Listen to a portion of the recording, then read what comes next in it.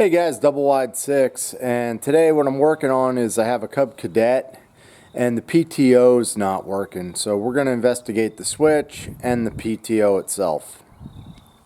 This is the unit, Cub Cadet 50-inch RTZ 50, I think it's called. These are pretty good little homeowner tractors. They work pretty well. I owned one for about 4 years and did real well for me. And our problem that we're going to be looking at is this switch down here. So the first thing that we want to do before we go and order a new PTO switch is we're going to check the switch, and we're also going to check that PTO. So I pulled the switch out of the dash, and we'll show you what it's doing here. That click you heard was the fuel solenoid on the bottom of the carburetor. And I'll pull up the PTO. And we're not getting anything. So first thing we're going to do is we're going to check the switch. And here's what this switch looks like. Now, there should be continuity through the pins, right through these two, and through these some way. Alright, so we're going to start out, we'll turn this on. The meter is set to continuity and it's set to beep. So what we want to do is check the switch. Alright, that has continuity. Now when I open the switch, it shouldn't beep. So those two prongs are good. We'll try the middle two. Right now the switch is open. Continuity there. When I close it, that continuity should stop. That's good. And now we'll go on to the last ones. So we'll start right here. No continuity. And oops, I bumped this one. So we have no continuity through this row. And if you look closely at this switch, you can see the switch is actually starting to burn. It's melted a little bit right here. So what I want to do is I want to ohm out the PTO and make sure the PTO is good, because you can have a PTO going bad and that'll cause your switches to go. So I'm going to show you how to check that.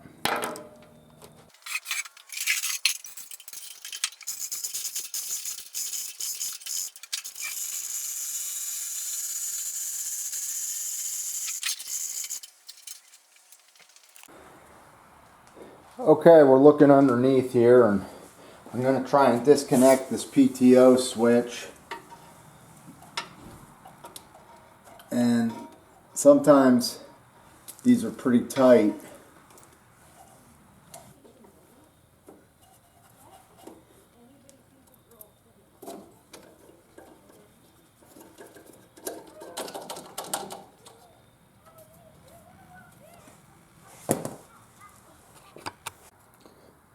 Alright guys, let me show you what I'm doing here.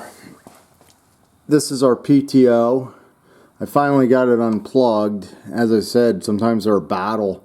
There's a lot of grass jammed in there, and that can cause resistance as well. So I cleaned out those terminals a little bit. Now I just have my test probes. There's 2 wires here, so we're checking the amount of resistance. Now, you can look up the brand of your PTO.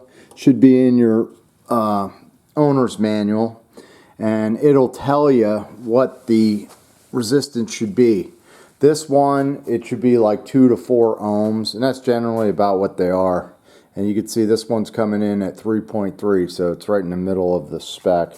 So the PTO is good. We should be able to switch out that switch, and hopefully that'll take care of the PTO problem with this tractor. Alright guys, I got the switch on hand. Here's part numbers. I'll list it below in the links. And I figured I would just go through and we'll see what a good switch looks like. Sometimes the switches have different configurations, different manufacturers. but they test straight across. So here we go. Put that on continuity. Alright, so we'll see what we got. That one's got continuity. When we open it up, it doesn't. The middle one has continuity. When we close it, it shouldn't. And now we're on to the end. We have continuity through these two. And when I open it, we have continuity through that one. So they are testing across. So my new switch is good.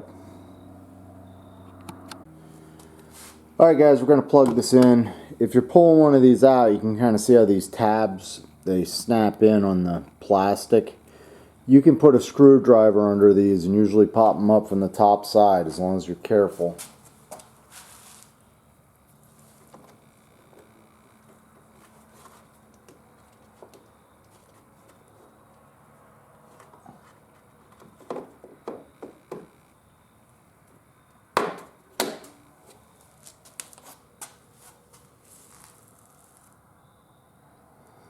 Alright, let's see if it works.